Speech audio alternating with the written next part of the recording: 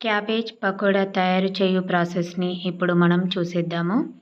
నేను 2 కప్స్ ఇలా తురిమి తీసుకున్నాను క్యాబేజ్ని. ఇందులో ఇప్పుడు మనము 1/2 టేబుల్ స్పూన్ జీలకర్ర,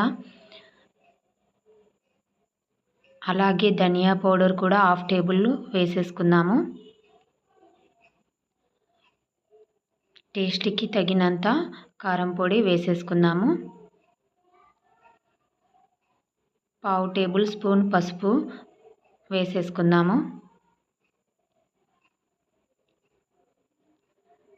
అల్లం వెల్లుల్లి పేస్టు కొంచెం వేసుకుంటున్నాను.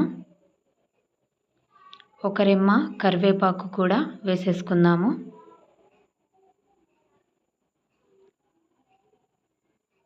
ఒక మిర్చి కట్ చేసి వేసుకున్నాను. అలాగే కట్ చేసిన కొత్తిమీరని కూడా వేసేసుకుంటున్నాను. 1 కప్పు శనగపిండి వేసేసుకుంటున్నాను. 1/2 కప్పు బియ్యం పిండి వేసుకుంటున్నాను. ఒక 2-3 టేబుల్ స్పూన్స్ కార్న్ ఫ్లోర్ కూడా వేసేసుకుంటున్నాను. ఇప్పుడు టేస్ట్కి సరిపడా సాల్ట్ని కూడా వేసేసుకుందాము. ఇది అంతా కూడా కలిసే విధంగా కలుపుకోవాలి.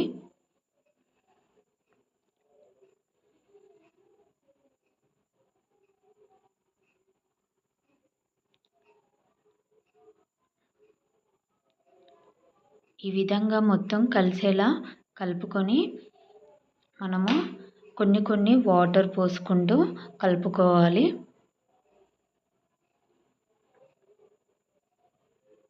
ఇప్పుడు ఇందులో వేడి చేసిన ఆయిల్ 1 టేబుల్ స్పూన్ వేసి మళ్ళీ కలిపేసుకుంటున్నాను.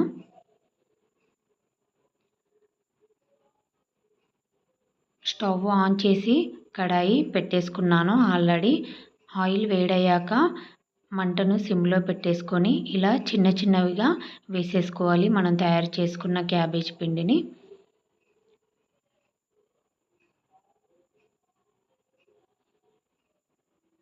ఒక 2-3 మినిట్స్ అయ్యాక వీటిని ఒకసారి ఇలా ఇంకో సైడు తిప్పేసుకుందాము.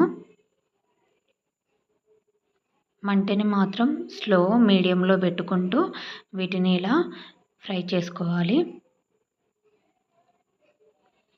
ఇవి బ్రౌన్ కలర్ వచ్చేంత వరకు కూడా ఫ్రై చేసుకోవాలి. టేస్ట్ చాలా బాగుంటుందండి. ప్రతి ఒక్కరు కూడా మీ ఇంట్లో ట్రై చేయండి. క్యాబేజ్ ఇష్టం లేని వారు కూడా చాలా ఇష్టంగా తింటారు.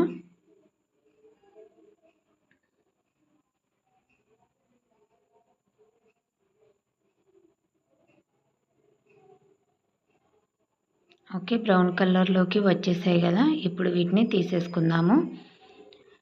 క్యాబేజ్ పకోడా రెడీ అయిపోయిందండి. చూడండి.